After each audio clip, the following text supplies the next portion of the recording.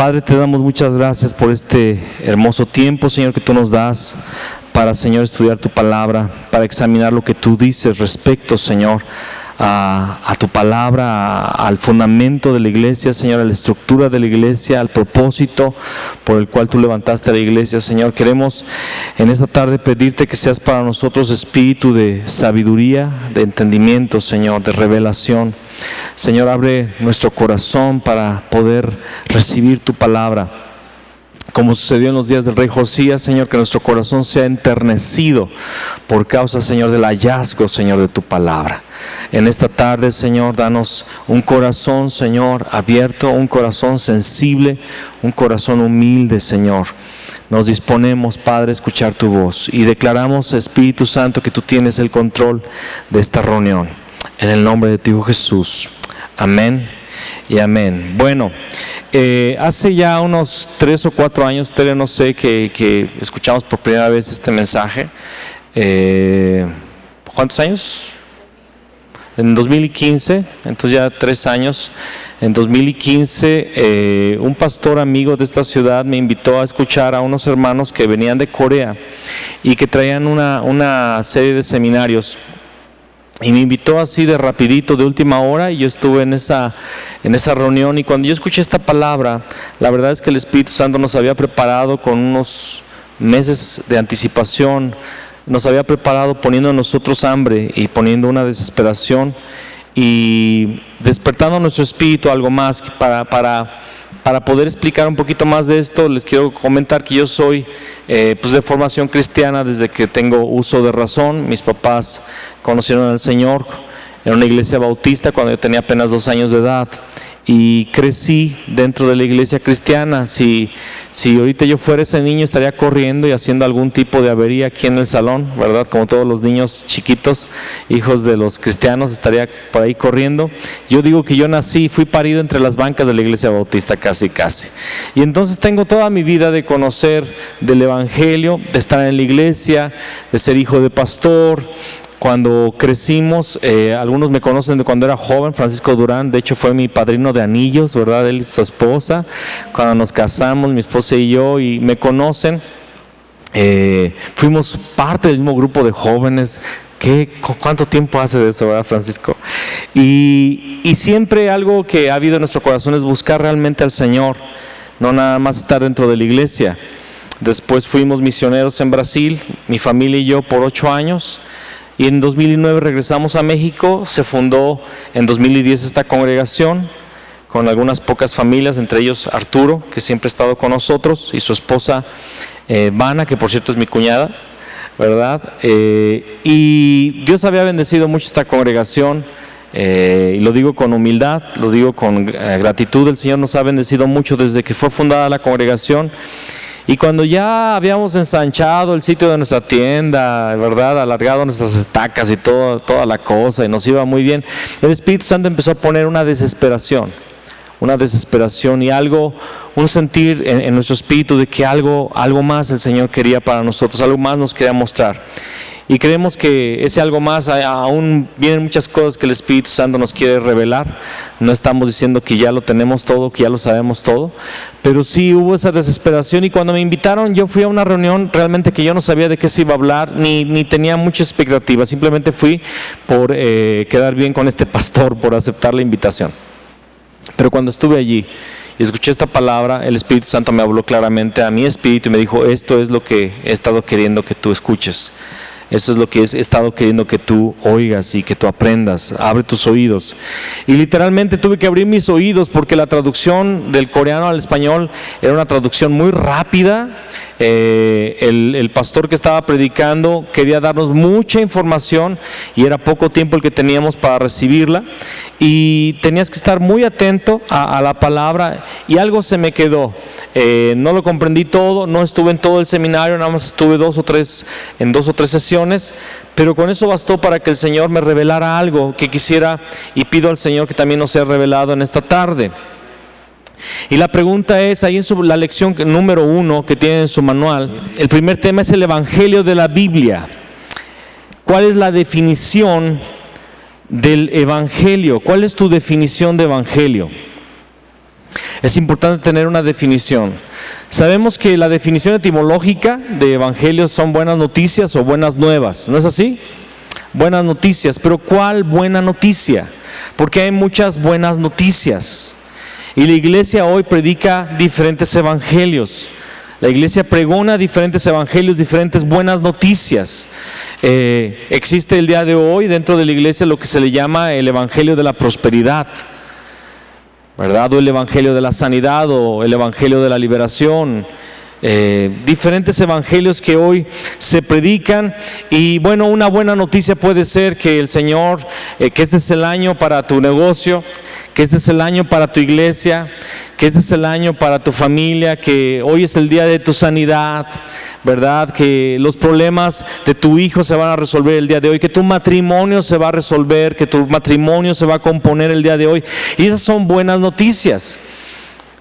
Yo ayer en la noche estábamos por internet ministrando esta palabra que hoy estábamos ministrándola por internet hasta Nueva Zelanda, Nueva Zelanda en español. Tengo un amigo allá que es de Brasil y él me escribió un mensaje por WhatsApp y él me decía, fue a Nueva Zelanda por causa de trabajo, pero él está muy impresionado cómo el evangelio se perdió en la iglesia. Y él ha ido a varias congregaciones en Nueva Zelanda. Nueva Zelanda es un potentado británico, obviamente tienen una cultura y una tradición protestante, cristiana. Pero el día de hoy la iglesia en Nueva Zelanda no predica más el evangelio, no sale a la calle a compartir, las personas no quieren compartir el evangelio. Él hizo un comentario con algunos colegas cristianos en la iglesia donde él empezó a asistir y les dijo, tengo ganas de hacer una reunión de hogar para estudiar la palabra, y se asustaron. ¿Cómo que una reunión de hogar? ¿Cómo que un estudio bíblico en tu casa? No, las reuniones deben de ser en la iglesia. ¿Y cómo de que invitar a las personas? No, a las personas no se les invita. Las personas van si quieren ir o no a la iglesia. Y él me decía, la verdad es que yo veo que la iglesia en Nueva Zelanda está muerta, porque no se conoce más el evangelio. La iglesia es más que nada una tradición, es una costumbre ir a la iglesia en domingo, ¿verdad? En los lugares donde se practica el domingo el culto. Y luego escuché a otro hermano de Australia hace máximo 2 meses. Y bueno, los que estamos de este otro lado del planeta y escuchamos de la iglesia en Australia, nos imaginamos las megacongregaciones, que las hay, por cierto, megacongregaciones que tienen su propio canal de televisión, que tienen su propia grabadora, ¿verdad? Su propia marca de grabación de música, etcétera. Y este hombre nos estaba platicando que en realidad en Nueva Zelanda, en Australia, las personas van a la iglesia pero no son más cristianas. Ellos en realidad tienen una religión llamada cristiana, protestante, pero ellos no tienen a Cristo, no están convertidos. Ellos tienen una vida pagana igual que la que tuviera aquí en México, vamos a decirlo así, un católico. Y ellos se dicen ser cristianos. De hecho, supe que hay una iglesia muy conocida allá que graba discos y parte de los músicos que tocan en el grupo de música son gays, algunos de ellos. En una iglesia sucursal de esta iglesia en Australia, en los Estados Unidos, hubo un escándalo porque en el grupo de los cantantes del coral, uno de los muchachos pues era homosexual declarado. El pastor lo sabía, pero estaba escondido, como dicen, estaba en el closet del hombre, pero de repente salió y esa noticia fue de impacto mundial porque él accedió a dar una entrevista en una cadena de televisión declarando que él había sido gay y tenía un amante gay dentro de la iglesia, que es hija de esta iglesia australiana. Y nos platicaba este pastor australiano que en realidad la iglesia en Australia lo que hace es hacer del culto un espectáculo. Se montan luces, se montan todo tipo de show escénico, ¿verdad? Con las pantallas de LED y todo esto, y con músicos, y se hacen muchos programas para invitar a la iglesia, para los jóvenes, para los matrimonios, para todo tipo de actividades. Hay eventos para mujeres, ¿verdad? Solteras, todo tipo de eventos para tratar de jalar a la iglesia, o más bien tratar de jalar a la gente a una reunión fantástica, un show, ¿verdad? Y la gente pueda ser entretenida, pero la verdad es que después de tiempo la gente se aburre del show, porque por más show que quieras hacer, si no está el evangelio, si no está la presencia de Dios, la gente se va a aburrir. Y la verdad es que es más divertido todavía ver una película de Hollywood que ir a la iglesia. La verdad, nos ganan todavía en efectos, ¿verdad? Y en todo ese tipo de cosas artísticas. Y así está la iglesia, escuchando a los coreanos. 4 de las 8 mega iglesias en el mundo, 4 están en Corea. La más grande está en Seúl, congrega 600,000 personas esta iglesia. Y en años atrás, hace algunas décadas, tal vez 3 décadas atrás, yo recuerdo que aquí en México era algo muy sonado, la iglesia fulana de tal en Corea, que tenía, en aquella época eran 400,000 creyentes que asistían dominicalmente a la iglesia, y era el modelo, y todo el mundo aquí en México trató de imitar el modelo que ellos tenían de crecimiento, ¿verdad? Pero el día de hoy, el hijo de ese pastor está en la cárcel por malversación de fondos, de los fondos de la propia iglesia. El pastor muy conocido, este pastor, está bajo arresto domiciliario, y no fue a la cárcel porque en realidad hay muchos políticos muy importantes en Corea que le tienen una estima muy fuerte, y también porque el hombre en realidad no fue el que hizo este tipo de robo, sino que él fue usado por su hijo para malversar fondos. Los ancianos de la iglesia están demandando al pastor, y se escucha, se sabe allá en Corea. Nos platican los hermanos de Corea que los ancianos de la iglesia están demandando al pastor, y van a pelearse creyentes dentro de la iglesia allí, y tiene que venir la policía a separarlos. ¿Será que esto es la iglesia del Señor? ¿Será que esto es la iglesia que Jesús le habló a Pedro en Mateo 16, que las puertas del Hades no prevalecerían contra ella? Esto es la iglesia, esto es el evangelio. La verdad es que el día de hoy tengo paso de los 40, muchas de las cosas que eran ideales, muchas de las cosas que para mí eran patrón o que eran un modelo a seguir, me doy cuenta por el tiempo mismo que no eran el modelo, que no eran el patrón, porque hoy está cayendo ese modelo, están cayendo esos patrones, y Dios mismo lo está permitiendo, porque el juicio comienza ¿por dónde? Por la casa de Dios. Y el día de hoy este mensaje, lejos de ser una crítica, porque no lo es, cuando decimos estas cosas lo decimos con mucho dolor, porque amamos a estas iglesias, y porque muchos de estos pastores y muchas personas que están dentro de ellas se han esforzado, y se han esforzado sinceramente. Pero recordemos que la sinceridad no nos lleva al cielo, nos lleva a la verdadera fe, nos lleva al verdadero evangelio, nos lleva al cielo, nos lleva a su presencia, lo que Dios ha declarado ser su pacto, ser su alianza, ser el fundamento. Y estamos aquí, repito, no para criticar, no estamos hablando con un espíritu de superioridad, porque también esto lo hemos recibido nosotros, y le damos gracias a Dios que en su misericordia Dios nos lo ha dado, y queremos compartirlo. Simplemente es eso, compartirlo, ministrarlo. ¿Qué es el evangelio? ¿Cuál es nuestra definición del evangelio? No es cualquier buena nueva, no es cualquier buena noticia. Hay una sola buena noticia, hay una sola buena nueva. Y vamos a Gálatas, por favor. A Gálatas, capítulo 1, Gálatas 1, versículos 6 al 9. Con algunos ya hemos compartido algunos de estos versículos, así es que si usted ya escuchó de nuestra boca algo de lo que le vamos a decir, vuélvalo a escuchar, permita que el Espíritu Santo le vuelva a impactar con sus verdades. Y Gálatas 1, versículos 6 al 9 dice: estoy maravillado de que tan pronto os hayáis alejado del que os llamó por la gracia de Cristo, para seguir un evangelio, ¿qué dice allí? ¿Cómo dice? ¿Un evangelio qué? Diferente. No que haya otro, sino que hay algunos que os perturban y quieren pervertir el evangelio de Cristo.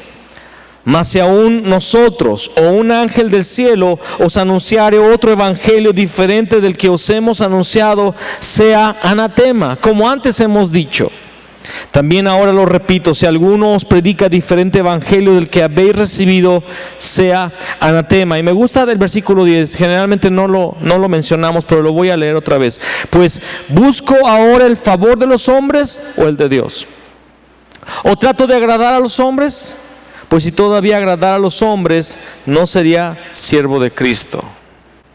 Entonces yo quisiera analizar un poquito de estos versículos, lo que Pablo está diciendo. Recuerden que Pablo dice en 1 Corintios que él es perito arquitecto y él puso el fundamento, amén.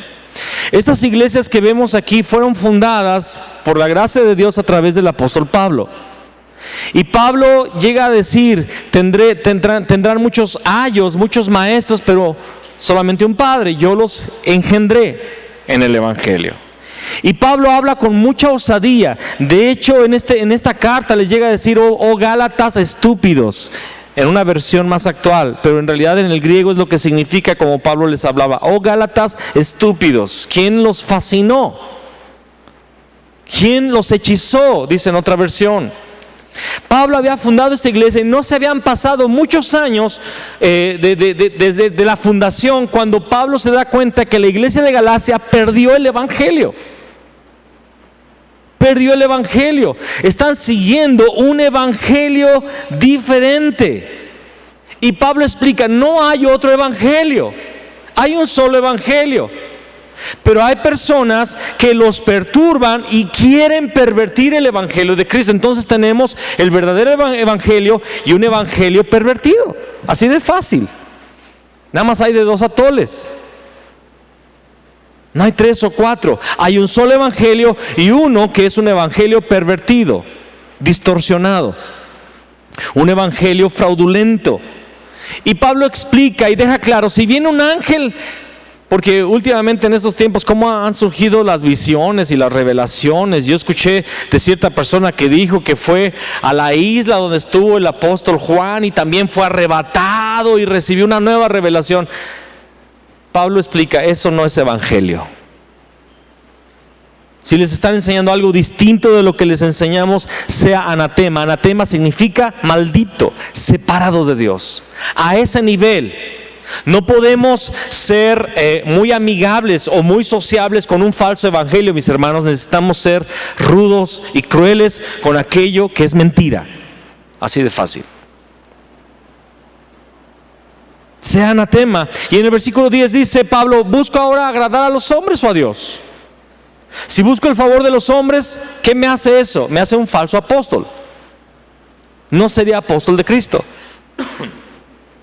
Parte de lo que ha sucedido en la iglesia, por lo menos es una explicación que yo encuentro, es que las personas han cedido en sus convicciones, no voy a decir valores, porque valores sería una palabra equivocada, en sus convicciones bíblicas por quedar bien con los demás. Yo me encontré en algún momento, en alguna conferencia que algún amigo había hecho y escuché algunos disparates y me quedé callado por no querer ser políticamente incorrecto. No levanté el dedo profético a señalar. Me quedé callado porque dije, no, a lo mejor yo estoy siendo demasiado radical y esos hermanos son bien intencionados. Y poco a poco el evangelio se empezó a distorsionar porque los hombres empezaron a agradar a los hombres. Y la iglesia se ha vuelto una iglesia que quiere agradar a la feligresía. Y ahí estábamos con esto. Y es que, hermano, escuché un mensaje tremendo de guerra espiritual en la conferencia fulana tal, y ahí estábamos investigando y tratando de predicar lo mismo, porque estábamos cayendo en darle gusto a la iglesia. ¿Por qué? Porque en el fondo los pastores no queríamos perder a las ovejas. No queríamos perder el número de personas que asistían. Porque en algún momento dejamos de ser servidores de Cristo y nos convertimos en empleados de una congregación. Y si alguien se identifica, que se identifique. Si alguien no se identifica, gloria a Dios. Pero necesitamos hablar la verdad. Y Pablo deja muy claro: hey, yo no quiero agradar a los hombres, yo quiero agradar al Señor. Y tengo que hablar la verdad. Iglesia de Galacia, perdieron el evangelio. Perdieron el evangelio. Si Pablo el día de hoy estuviera aquí, ¿qué diría de la iglesia mexicana? Hablando en general. Entraría y viera el tipo de alabanza, viera el tipo de letra que cantamos, viera el tipo de ropa que usan los hermanos y las hermanas, escuchara los sermoncitos que damos algunos de nosotros pastores de sus propios escritos y la interpretación que le damos a lo que él mismo escribió. ¿Qué diría Pablo? ¿Qué diría Pedro? ¿Qué diría Apolos? Si estuviera aquí el Señor Jesús, que de hecho está, ¿cuál será la opinión de nuestro Señor acerca de la iglesia y del evangelio que estamos predicando? Por eso estamos reunidos aquí.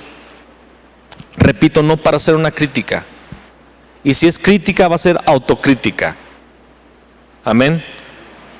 Vamos a la segunda carta a los Corintios, por favor, capítulo 11. Dice: ojalá me toleraseis un poco de locura, sí, toleradme, porque os celo con celo de Dios, pues os he desposado con un solo esposo. Entonces, ¿qué es la iglesia? Una desposada, una novia, amén. Para presentaros como una virgen pura a Cristo. ¿Cómo debe ser la iglesia? Una virgen pura a Cristo, amén. Pero temo que como la serpiente engañó a Eva, vuestros sentidos sean de alguna manera extraviados de la sincera fidelidad a Cristo. ¿Por qué? Porque si viene alguno predicando a otro Jesús que el que os hemos predicado, o si recibís otro espíritu que el que habéis recibido, u otro evangelio que el que habéis aceptado, bien lo toleráis. Y esta parte me alarma. Me alarma porque Pablo está denunciando el falso evangelio, y hay tres características en este falso evangelio. Se predica a un Jesús, se ministra un espíritu y se habla de un evangelio, pero son un Jesús, un evangelio y un espíritu que no son verdaderos. Se habla de un Jesús, pero no es Jesús el Cristo. Se ministra un espíritu, pero si tú te fijaste, es un espíritu con E minúscula, es un espíritu de la carne o hasta demoníaco. Y se habla de un evangelio, pero es el evangelio que habló en Gálatas, es un evangelio pervertido, distorsionado. Y dice: bien lo toleráis. Es curioso, pero cuando se predica sana doctrina, la iglesia no quiere escucharla. Cuando se predica doctrina sana, verdadera, cuando se habla de la Biblia, cuando los sermones están cargados de Biblia, la gente no quiere. Pero cuando es un testimonio o un revelamiento, porque ni es revelación, o una palabra evangelástica, ¿verdad? La gente le encanta. A la gente le encantan los testimonios, a la gente le encantan las revelaciones o los sueños que alguien tuvo. Pero la palabra no es bien recibida. Si viene alguien ministrando un Jesús diferente, o un espíritu diferente del que habéis recibido, o otro evangelio que el que habéis aceptado, bien lo toleráis. La iglesia el día de hoy tolera esto. Quiero preguntarles algo. En la iglesia católica se habla de Jesús, ¿no es así? Pero ellos son salvos.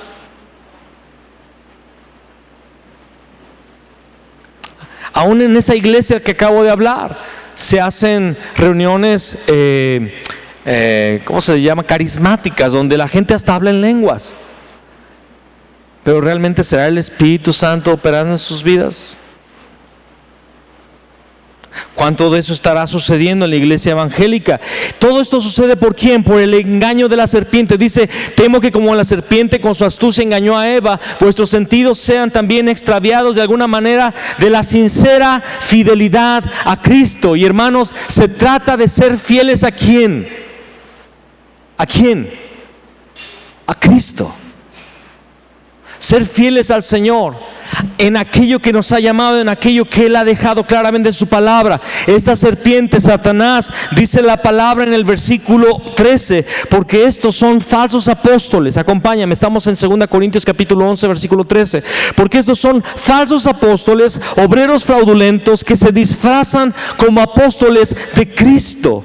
Y no es maravilla, porque el mismo Satanás se disfraza como ángel de luz.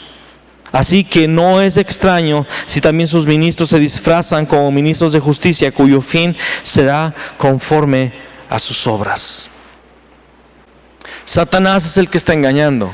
Satanás es el que está usando la artimaña del error. En Apocalipsis capítulo 12 dice que la serpiente antigua, el dragón, Satanás, la serpiente antigua que engaña al mundo entero, es el que produce esto. Entonces, ¿a qué venimos el día de hoy? A estudiar qué es el Evangelio. ¿Cuál es el verdadero Evangelio? La iglesia católica predica a Jesús, la iglesia mormona predica a Jesús. Hay sectas en diferentes lugares del mundo que usan la misma Biblia que tú y yo para predicar de Jesús, pero ellos predican a un Jesús diferente. Ellos ministran un espíritu diferente. Escúchame, varias de estas sectas oran y oran hasta mucho más de lo que nosotros oramos. Si tú piensas, si tú dices, es que hermano, en mi iglesia ayunamos, hay muchas sectas que ayunan y ayunan más de lo que tú ayunamos. Tú y yo ayunamos. Pero es que nosotros realmente tenemos estudio bíblico. Hay muchas sectas que conocen, y de hecho es muy triste decirlo, pero generalmente aún los testigos de Jehová conocen más la Biblia que muchos cristianos de la iglesia de hoy. Desgraciadamente conocen una Biblia, ¿verdad?, distorsionada también. No es por el esfuerzo, porque podemos esforzarnos mucho y esforzarnos y ser sinceros en nuestro esfuerzo, pero ni la sinceridad ni nuestro esfuerzo significan que tengamos el Evangelio. Vamos por favor a estudiar en este momento qué es el Evangelio. Vamos a Romanos capítulo 1, del versículo 1 al 4. Dice: Pablo, siervo de Jesús Cristo, llamado a ser apóstol, apartado ¿para qué? A ver, respondan, ¿tienen su Biblia ahí o nada más? Ok, gracias. Quiero que sea interactivo, por favor. Otra vez: Pablo, siervo de Jesucristo, llamado a ser apóstol, apartado para el Evangelio de Dios, que Él había prometido antes por sus profetas en las Santas Escrituras. ¿Acerca de quién? ¿Acerca de quién? De su Hijo, nuestro Señor Jesús Cristo, que era del linaje de David según la carne, que fue declarado Hijo de Dios con poder según el Espíritu de santidad, por la resurrección de entre los muertos. Entonces Pablo fue apartado para este Evangelio, y Pablo explica: este Evangelio se trata de su Hijo. ¿Quién es ese Hijo? Es Jesús, pero es Jesús el Cristo. Si tú lees bien ahí en el primer versículo, Pablo, siervo de Jesús Cristo, ¿cómo dice en tu versión? ¿Cómo dicen sus versiones? ¿Dice Jesús Cristo? ¿Dice Jesús el Cristo? ¿O cómo dice? Yo quiero hacer una aclaración. Podemos llamarle al Señor Jesucristo, no hay problema. En ningún momento quiero satanizar o decir que está mal decir Jesucristo. Pero sí está mal decir Jesucristo si tú no tienes una revelación importantísima, y es que Él es Jesús el Cristo. Ayer que le compartí a este hermano de Nueva Zelanda por internet, me impresioné porque estaba leyendo la versión portuguesa Almeida, y la versión portuguesa no tiene este error de traducción que tenemos en nuestras Biblias hispánicas. En la versión Almeida dice Pablo, siervo de Jesús Cristo, o de Cristo, o Jesús el Cristo, ¿verdad? En todas las ocasiones que ésta se encuentra en el Nuevo Testamento, porque es otra versión, es una versión portuguesa. Hay una razón histórica, no me quiero detener mucho a platicar de cómo sucedió, pero se le quitó la S a Jesús y se le quitó la letra mayúscula al Cristo y se hizo un solo nombre, y la gente el día de hoy de afuera y también de adentro se perdió la revelación de que Jesús es el nombre y Cristo es el oficio. Se perdió. Hasta pastores no lo saben, y lo digo para vergüenza, y se siente vergüenza ajena, porque hasta aún hay pastores que no lo saben, que lo perdieron de vista y piensan que Jesucristo es un nombre, o que Cristo era el apellido, que era el papá de Jesús era José Cristo y María Cristo, ¿verdad? Y le pusieron Jesucristo. Se llega a creer así. Pero en todo momento vamos a encontrar en la palabra que el evangelio se trata del Hijo de Dios, el cual es Jesús, el Cristo. Y hay un versículo importante, en el versículo 5 dice: y por quien recibimos la gracia y el apostolado, ¿para qué? ¿Qué dice allí? ¿Para qué? ¿Cuál es el objetivo del evangelio? La obediencia a la fe en todas las naciones por amor de su nombre. El evangelio es algo que debe de ser obedecido en todas las naciones. La obediencia a la fe en todas las naciones. Pablo fue ministro de este evangelio. ¿Cuál fue el evangelio que Pablo predicó? Recordemos que Pablo, ¿quién era? Y vamos a explicar un poquito quién era un judío de los tiempos de Pablo. En el tiempo de Pablo, un judío, no digamos un fariseo, no digamos un escriba, no digamos a alguien de esa casta clerical en la cual Pablo estaba, pero cualquier judío, cuando llegaba a los 12 años, mínimo tenía que aprender los primeros 5 libros del Antiguo Testamento, llamada la ley de Moisés para muchos. Tenían que conocerla, y para poder ser considerado adulto, un hombre a los 12 años tenía que decir de memoria muchos pasajes importantes de estos primeros 5 libros de Moisés. Ya no digamos los fariseos, ya no digamos los maestros de la ley. Ellos conocían todas las escrituras, y ellos conocían la palabra de arriba para abajo y de abajo para arriba, de adelante para atrás y de atrás para adelante. La conocían. Ahora Pablo un día dice: yo soy un judío de judíos. En cuanto a la ley, yo era fariseo, porque el fariseo era el más celoso en el pueblo de Israel, era la persona más celosa de la ley. En cuanto a la ley, fariseo, circuncidado al 8º día, de la tribu de Benjamín, hebreo de hebreos, instruido a los pies de Gamaliel, porque Gamaliel era el mejor maestro de la época de Pablo. O sea que Pablo era un fariseo de cepa, de raza, tenía un pedigrí muy bueno, para que me entiendas un poco más. Y en cuanto a celo, perseguidor de la iglesia. Porque cuando Pablo, viendo la ley, viendo la Torá, viendo los escritos y escudriñando lo que se hablaba acerca del Mesías, del ungido, él veía a Jesús y veía en su concepto lo que debía ser el Mesías, y él decía: no es imposible. Para empezar, no es alguien destacante. Él no vino de nuestra casta, no estuvo en nuestra escuela, no viene como un rey político, no viene a destruir el imperio romano, no viene a establecer el reino. Acuérdense que para un judío lo más importante era el reino de Israel. Aparte es hijo de un carpintero, y la chusma que le sigue son una bola de pescadores, hasta publicanos. Hay mujeres que eran prostitutas que le siguen. Y eso de que anda sanando es fraude, han de ser paleros. Y era celoso y empieza a perseguir a la iglesia. Cuando estaban apedreando, ¿se acuerdan cuál fue el primer mártir? Cuando lo están apedreando, ¿qué está haciendo Pablo? En ese momento llamado Saulo. Le está diciendo a la gente: ¿cuántos quieren ir a apedrearlo? Aquí dejen sus cosas, que yo se las cuido. Consentía en la muerte de este hombre, y era tan allegado a la curia de aquella época que pidió cartas a los sumos sacerdotes para tener poder de ir a otros poblados, ir a otros lugares y arrastrar a las cárceles de Jerusalén a aquellos que seguían a este falso Mesías.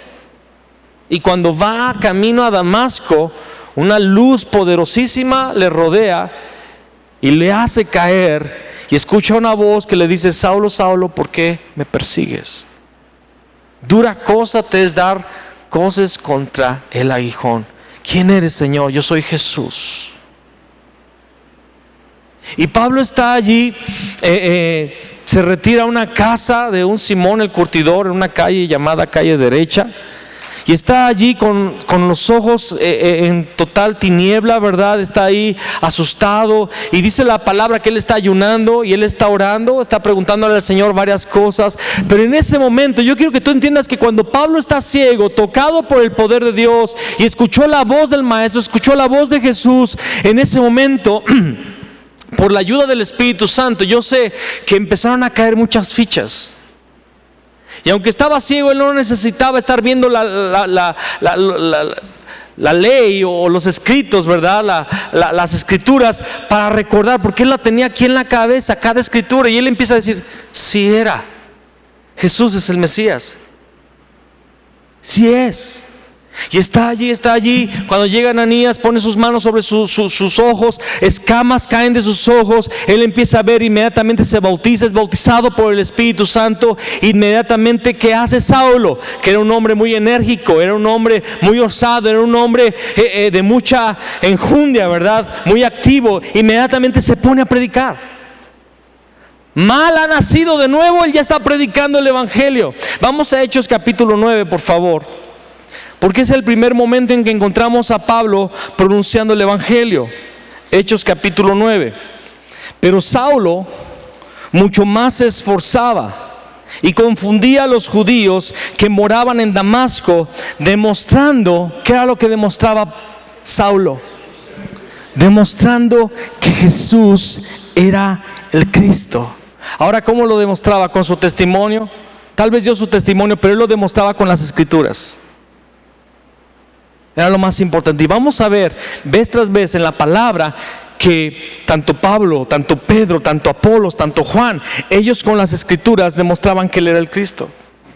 Porque escúchame, eso es lo más importante, saber quién es Jesús.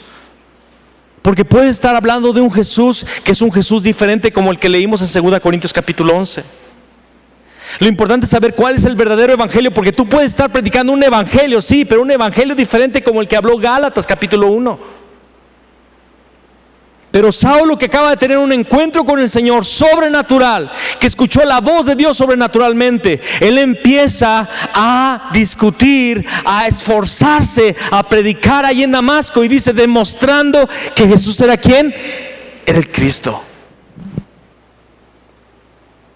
Ahora, yo recuerdo hace 15 años, yo empecé a predicar con 22 años, significa que comencé a predicar con 12 años de edad, pero cuando fui pastor tenía 22 años, cuando fui consagrado pastor, y desde entonces yo he predicado muchos temas. Yo no sé cuántos temas he predicado en mi vida, sé que son muchísimos, pero la verdad es que no te sé decir qué estaba predicando yo hace 10 años, o hace 20, o hace 30, no te sé decir. Recuerdo algunos temas, ¿verdad? Y los que más recuerdo son por los errores garrafales que cometí en esos temas. Pero como pastores muchas veces hemos cometido el error de brincar de tema en tema. Yo he caído en algunas modas en el pasado. Las modas que estaba recorriendo la nación, yo entré en la moda y empecé a predicar de la moda, ¿verdad? Creo que también hay una revelación progresiva que el Señor tiene a nuestras vidas. No estoy tampoco diciendo que movimientos del Espíritu Santo hayan sido equivocados, no estoy hablando de eso, pero estoy hablando de que muchas veces no tenemos un hilo profético en nuestros mensajes. Pablo empieza a predicar este mensaje y aproximadamente de 15 a 17 años, tal vez 20 máximo, por lo que entendemos en Gálatas que Pablo se fue a Arabia y todo esto, pasaron 15 años o 17 años y encontramos en el segundo viaje misionero de Pablo, dice en el capítulo 17 de Hechos, acompáñame, y dice aquí: pasando por Anfípolis y Apolonia, llegaron a Tesalónica, donde había una sinagoga de los judíos, y Pablo, como acostumbraba, fue a ellos y por 3 días de reposo discutió con ellos. ¿Cuántos días de reposo? O sea, 3 semanas estuvo en estos sabbats predicando ahí con ellos. Y dice en el versículo 3, declarando y exponiendo por medio de las Escrituras que era necesario que el Cristo padeciese y resucitase de los muertos, y que Jesús, a quien yo os anuncio, decía él, es el Cristo. 15 años, 17 años después, Pablo no cambió de mensaje. De hecho, Pablo se afirmó más en su mensaje: Jesús es el Cristo. Y por 3 días de reposo fue su tema. Fue su tema. Porque es el tema. Porque ese es el Evangelio. Porque esa es la revelación más importante que un cristiano debe de tener. Saber quién es Jesús. Saber que ese Jesús es el Cristo. Recuerden que Israel sí esperaba a su Mesías. No era un tema desconocido. La mujer samaritana en Juan 4, cuando fue a hablar con los del pueblo, les dijo: ¿no será este el Cristo? Porque esperaban al Cristo. En Juan capítulo 6 las personas decían: hey, el Cristo cuando venga hará más señales, mayores señales que las que éste hace. La palabra dice ahí en Juan capítulo 7 que estaba dividida la población, unos estaban de parte de él y otros no, porque Israel esperaba a su Mesías. Pero el preconcepto que ellos tenían, los paradigmas que ellos tenían acerca del Mesías, les impidieron a ellos de ver que Él era el Cristo. Aparte, la soberanía de Dios también, que dice la palabra que por su rebeldía nosotros tuvimos entrada a esta nación y somos el Israel de Dios junto con el pueblo y la nación de Israel. En su soberanía también Dios permitió la ceguera. Y dice Romanos capítulo 9 y capítulo 11 que su admisión va a ser vida de entre los muertos. Zacarías 12 versículo 10 dice que llegará el día en el cual todo Israel verán a aquel a quien traspasaron y llorarán como se llora por unigénito. Porque Dios va a derramar el espíritu de gracia y de súplica sobre esta nación. Pero en aquella época, en aquella hora, ellos esperaban al Mesías, pero no podían ver al Mesías. ¿Por qué? Por su entendimiento equivocado de las Escrituras. En Juan 5:39 Jesús les dijo: escudriñáis. No dice escudriñad en el original. En el original dice escudriñáis. Escudriñáis las Escrituras, y a vosotros os parece que en ellas tenéis la vida eterna, pero ellas son las que dan testimonio de mí. Lo que está diciendo la palabra, lo que estaba diciendo Jesús es: ustedes se enamoraron del estudio de la ley. Y ustedes piensan que en el estudio de la ley está la vida, pero no. La vida eterna está en la persona de la cual habla esta ley. Esa persona soy yo. Yo soy el Cristo. Y Pablo, por revelación, por un encuentro sobrenatural, pudo entender que Jesús era el Cristo. Y en Hechos 9, él empieza a predicar: Jesús es el Cristo. 17 años después, él se encuentra haciendo ¿qué? Predicando: Jesús es el Cristo. ¿Están despiertos? ¿Todavía están aquí? Vamos a Hechos 18, versículo 5. Esto está sucediendo en Corinto. Dice: y cuando Silas y Timoteo vinieron de Macedonia. ¿Quién era Silas y Timoteo? Eran servidores, colaboradores de Pablo. Dice: Pablo estaba ¿cómo? Entregado por entero a la predicación de la palabra. ¿Cuál es la predicación de la palabra? Testificando a los judíos que Jesús era el Cristo. ¿Cuál es la predicación de la palabra, mis amados? Hay una sola predicación de la palabra, y es que Jesús es el Cristo. Si estamos predicando de muchas cosas buenas, pues no, lo único que va a pasar es que vas a predicar de muchas cosas buenas, pero no vas a estar dando el Evangelio. Pablo estaba entregado por entero, porque también en el contexto entendemos que Pablo necesitaba mantenerse y tenía que trabajar, y encontró a un hombre llamado Aquila, a una mujer llamada Priscila, que eran del mismo oficio y están trabajando. Entonces trabajaba en el ministerio y trabajaba también haciendo tiendas, pero llegó un momento en el cual la necesidad era tanta. Dice que Pablo estaba entregado por entero, estaba por entero entregado a la predicación de la palabra, testificando a los judíos que Jesús era el Cristo. Ahora, Aquila y Priscila eran dos personas nobles, eran dos personas judías que habían sido expulsados de Roma. Se encuentran con Pablo en Corinto, son del mismo oficio y se ponen a trabajar juntos. Pero yo no creo que nada más se ponían a trabajar. En ese tiempo Pablo les estuvo ministrando la palabra, Pablo les estuvo enseñando la revelación que él había recibido, les estuvo exponiendo el evangelio durante ese tiempo que estuvo con ellos. Después Pablo se va a Éfeso y deja a Aquila y a Priscila en Corinto. ¿Y quién es ahora Aquila y Priscila? Discípulos de Pablo. ¿Quién es ahora Aquila y Priscila? Dos discípulos que tienen el mensaje del evangelio, que tienen la predicación del evangelio, que saben que Jesús es el Cristo. Después vemos por algunas salutaciones de Pablo que Aquila y Priscila comenzaron una iglesia en su casa y eran los líderes de la iglesia de Corinto. Timoteo fue líder de la iglesia de Éfeso y vamos a hablar de eso más adelante. Pero Pablo les enseñó bien. Y Pablo está enseñando este mensaje. Dice la palabra que después de tiempo Pablo regresa a Antioquía y llega a Éfeso un judío llamado Apolos. Y dice en el versículo 24: llegó entonces a Éfeso un judío llamado Apolos, natural de Alejandría, varón elocuente, poderoso en las escrituras. Yo quiero que sobresalgan estas palabras. Dice que era varón, ¿qué? ¿Cómo es una persona elocuente? Es una persona que convence, es una persona que sabe hablar, no tartamudea como yo, no se le van las cabras como a veces se me van a mí. Era elocuente, tenía un carisma al hablar, poderoso en las escrituras, o sea, las conocía bien, conocía la palabra.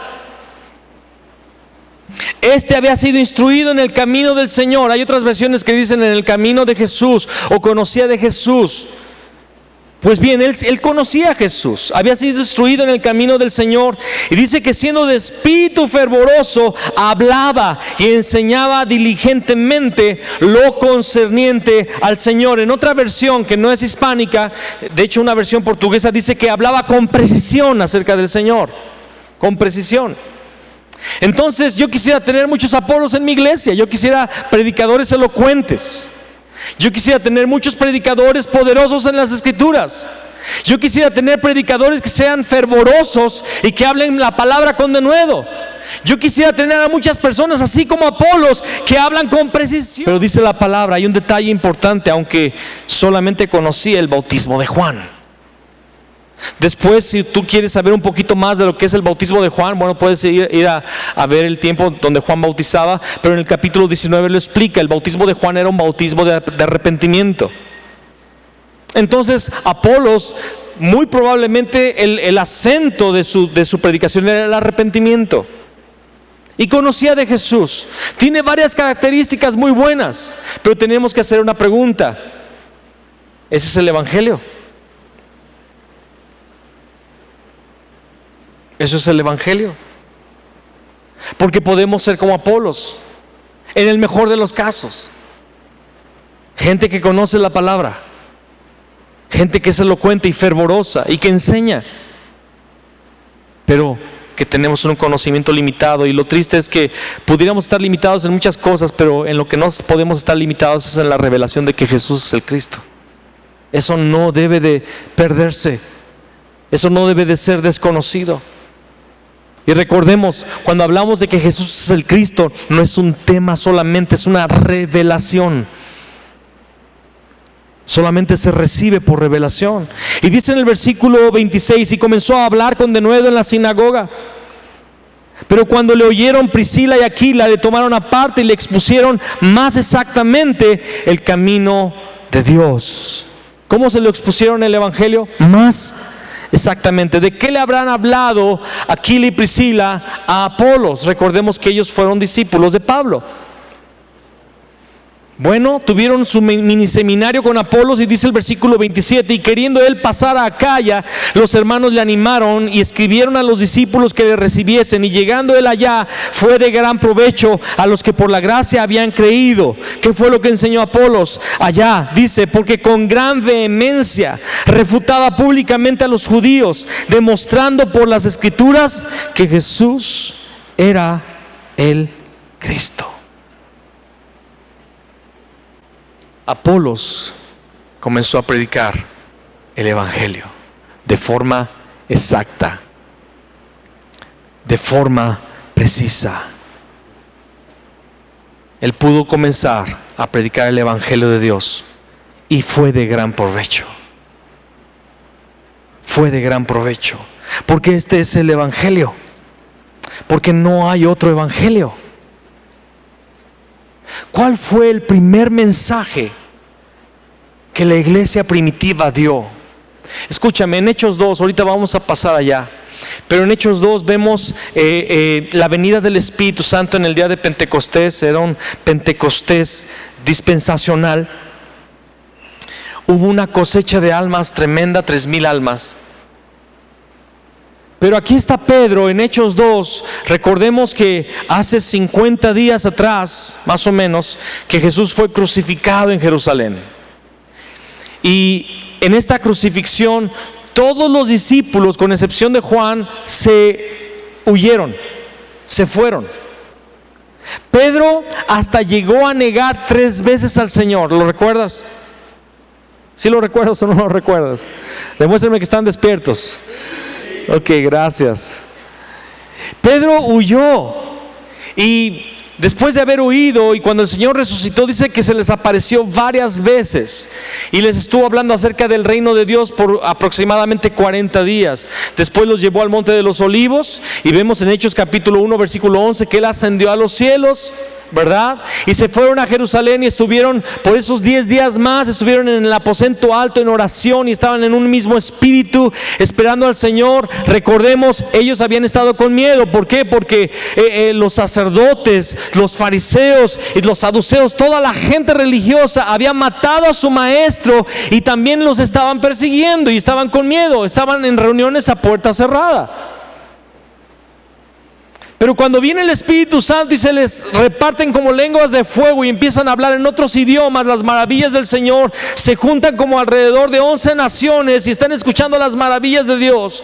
Piensan que están borrachos, y Pedro se tiene que levantar y dice: no están borrachos. Esto es lo que profetizó el profeta Joel. Y empieza a hablar de la profecía de Joel acerca de la venida del Espíritu Santo, y después empieza a hablar de los salmos de David que hablaban del Mesías, que el Mesías era del linaje de David, que David no había hablado de sí mismo, sino que estaba hablando de uno de sus descendientes que no vería corrupción. Y empieza a hablar de Jesús. Y en Hechos 2:36, lleno del Espíritu Santo, en el punto más elevado de su predicación, el apóstol Pedro dice: sepa pues ciertísimamente toda la casa de Israel que este Jesús, a quien vosotros crucificasteis, Dios le ha hecho Señor y Cristo. Y en ese momento sus corazones se compungieron y le dijeron a Pedro y a los apóstoles: ¿qué haremos para ser salvos? Con una predicación 3,000 se convirtieron. El día de hoy los pastores predicamos 3,000 sermones para que se convierta uno, y a veces mal convertido. Pero ¿qué fue? ¿Fue la elocuencia de Pedro? ¿O fueron las escrituras que él usó? Porque créeme, yo las he usado y no se han convertido 3,000. Fue la revelación a este Jesús, porque había muchos Jesuses. Jesús era un hombre normal en aquella época. Pero a este, el que acaban de crucificar, Dios le ha hecho Señor y Cristo. Cuando él dijo Señor, se estaba echando encima al imperio romano, porque para Roma solamente César era Quirios. Solamente César era Señor, y cualquiera que declarara que había otro Señor tenía que morir. Era un enemigo del Estado. Y Pedro está diciendo con osadía: Roma, Jesús es el Señor. Pero para su nación les dice: este Jesús es el Cristo. Porque cuando Jesús declaró que él era el Cristo, el sacerdote se rasgó sus vestiduras y él gritó: ¡blasfemia! ¿De qué es digno? Y todos gritaron: ¡de muerte! Porque Jesús declaró que era el Cristo. Y Pedro no le importa más si lo matan, porque le ha sido revelado que Jesús es el Cristo. Y cuando tienes la revelación de que Jesús es el Cristo, nada más importa. Ya nada te da temor. El problema dejó de ser problema. Él es el Cristo. Esa fue la primera predicación. Esa fue la predicación de Pablo, de Pedro, de Apolos. ¿Qué predicaba la iglesia en sus días? Vamos a Hechos capítulo 5. Hechos 5:42 dice: y todos los días. ¿Cuándo? ¿O nada más el domingo? Y todos los días en el templo. ¿Por qué dice en el templo? Recuérdate a dónde acosaban a Jesús. Era en el templo. Pues la iglesia fue al templo, a donde la gente que lo había matado estaba, y en el templo daba testimonio, y en las casas también. Y todos los días en el templo y por las casas no cesaban de enseñar y de predicar. ¿Qué? A Jesucristo, dice ahí en nuestras versiones hispánicas, ¿verdad? Reina Valera. Pero en la Biblia del Oso y en otras versiones, en otros idiomas, dice que Jesús era el Cristo. En la versión portuguesa dice: no dejaban de enseñar y predicar a Jesús el Cristo. Esa fue la predicación, ese fue el mensaje de evangelismo. Dice, todos los días enseñaban y predicaban. Enseñar es discipular, predicar es evangelizar. Ellos evangelizaban, ellos predicaban, ellos discipulaban con este mensaje: Jesús es el Cristo. Y no estoy diciendo, mis amados, que no hay otros temas de los cuales podamos enseñar. Yo actualmente los martes estoy enseñando acerca del tabernáculo de Moisés. Pero curiosamente el tabernáculo de Moisés es la sombra de Cristo. Porque Juan capítulo 1 versículo 14 dice: aquel verbo fue hecho carne, ¿verdad? Pero en realidad dice tabernaculó entre los hombres. Él era el tabernáculo de Dios entre los hombres. Entonces, cuando yo enseño del tabernáculo, estoy enseñando de Cristo. Si yo enseño de las fiestas, enseño de Cristo, porque Cristo son las fiestas. Todo lo que yo enseño, en realidad, toda la Biblia habla que Jesús es el Cristo. Vamos a una porción impresionante que está en primera de Juan capítulo 5. Ok, dice: todo aquel que cree que Jesús es el Cristo es nacido de Dios. Todo aquel que cree que Jesús es el Cristo es nacido de Dios. Y todo aquel que ama al que engendró, ama también al que ha sido engendrado por Él. Está diciendo: todo el que ama al Padre, ama al Hijo. Jesús fue engendrado por el Padre. Pero quiero que tú entiendas que aquí está dando un parámetro de salvación. Porque ¿qué significa ser nacido de Dios? ¿Significa salvación? ¿O significa otra cosa? ¿Qué es ser nacido de Dios? Es ser salvo. ¿Quiénes son los salvos? Los que creen que Jesús es el Cristo. Amén. Pero lo que sí sé es que a los que Él llamó, Él les da revelación. Y es progresiva. Y Él quiere que lleguemos al conocimiento de su Hijo, quien es el Cristo. Amén. Y no me quiero detener para decir esto es así y esto no es así. No estoy diciendo eso. Estoy diciendo que aquí está un parámetro bíblico. Todo aquel que cree que Jesús es el Cristo es nacido de Dios. ¿Me estoy dando a entender? Por favor, entienda lo que estoy tratando de decir. Es un parámetro que dice la palabra. ¿Y con cuál propósito tenemos la Biblia? ¿La Biblia fue dada para darle chamba a los pastores? ¿O para que se pudieran hacer seminarios y institutos bíblicos y teológicos? Escúcheme, todos los que han hecho seminario o instituto han visto un tema que se llama cristología, ¿verdad? Y para muchos tal vez lo que estoy hablando no es nada nuevo, hablando de un conocimiento cognitivo. Pero quiero decirle algo muy importante. Tú habrás podido tener un tema teológico, un estudio teológico, y habrás podido entender teológicamente lo que significa el Cristo, pero revelación de Jesús como el Cristo es una cosa muy distinta.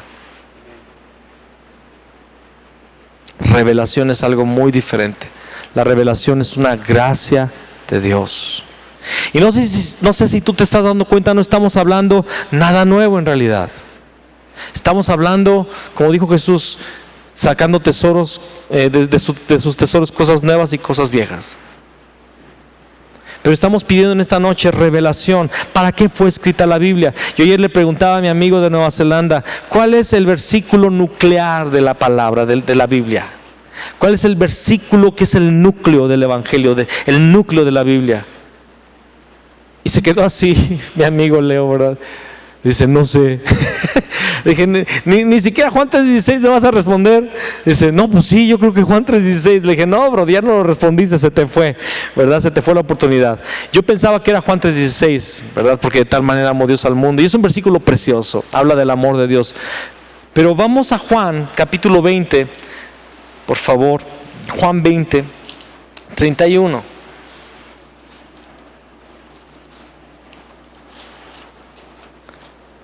Desde el 30 vamos a leer, dice allí, hizo además Jesús muchas otras señales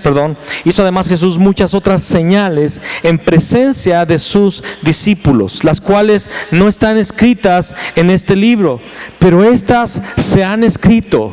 ¿Para qué? Para que creáis que Jesús es el Cristo, el Hijo de Dios, y para que creyendo tengáis, ¿qué, mis amados?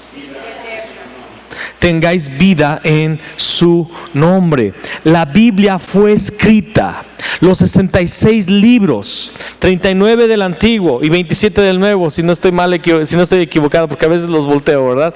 39 libros del Antiguo Testamento y 27 del Nuevo, todos ellos escribieron para que creamos una sola cosa, que Jesús es el Cristo. Hay alguien que dijo, no, es que dice que ese es el propósito del libro de Juan. Bueno, pudiera ser solamente del libro de Juan, pero vamos a ver otro versículo importante ahí en Lucas, capítulo 24.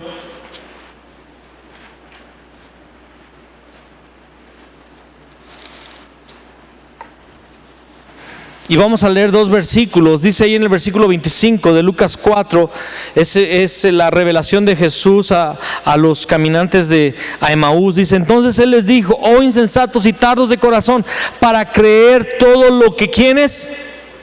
Los profetas. ¿Quiénes son los profetas? Es el Antiguo Testamento. Todo lo que los profetas han dicho. No era necesario que el Cristo padeciera estas cosas y que entrara en su gloria. Vamos a ver el versículo 44. Y les dijo, estas son las palabras que os hablé estando aún con vosotros, que era necesario que se cumpliese todo lo que está escrito de mí en la ley de Moisés, en los profetas y en los salmos. O sea, ¿en dónde? En todo el Antiguo Testamento. Ahora, para el momento en el cual se escribió el Evangelio según San Juan, ¿cuáles son los únicos escritos que hay? El Antiguo Testamento. Para nosotros Antiguo Testamento, recordemos que Jesús nunca le llamó Antiguo Testamento. La ley de Moisés, dice aquí, los profetas y los salmos. ¿De qué hablan la ley de Moisés, los profetas y los salmos? Hablan del Cristo. Entonces cuando Juan dice, y estas escribieron para que creáis que Jesús es el Cristo y para que creyendo tengáis vida en su nombre, nos está diciendo la palabra, la Biblia fue escrita con un solo propósito, que creamos que Jesús es el Cristo. Amén. Amén. Vamos a orar rápidamente. Señor, revélanos a tu Hijo Jesús, quien es el Cristo, en esta noche. Padre, que realmente sea revelado, que no sea un conocimiento más, que no sea una enseñanza más, que Señor guardemos en la gaveta, guardemos en el cajón ahí, Señor, de nuestro estudio, de nuestra oficina, sino que realmente podamos entender que fue el propósito por el cual se escribió la palabra, que es el núcleo del Evangelio, que es el Evangelio. El Evangelio se trata de tu Hijo Jesús, quien es el Cristo, que fue declarado Hijo de Dios con poder mediante la resurrección de los muertos, Señor. Él es el Evangelio y las naciones deben de obedecer a esa fe, la fe en tu Hijo Jesús, quien es el Cristo. En esta noche aviva nuestros corazones para creer tu palabra y para volvernos a ti. Señor, tu palabra dice que si nos volvemos a ti, tú te volverás a nosotros, Señor. Y necesitamos que tú vengas a tu iglesia una vez más y nos avives a través de tu Hijo Jesús el Cristo.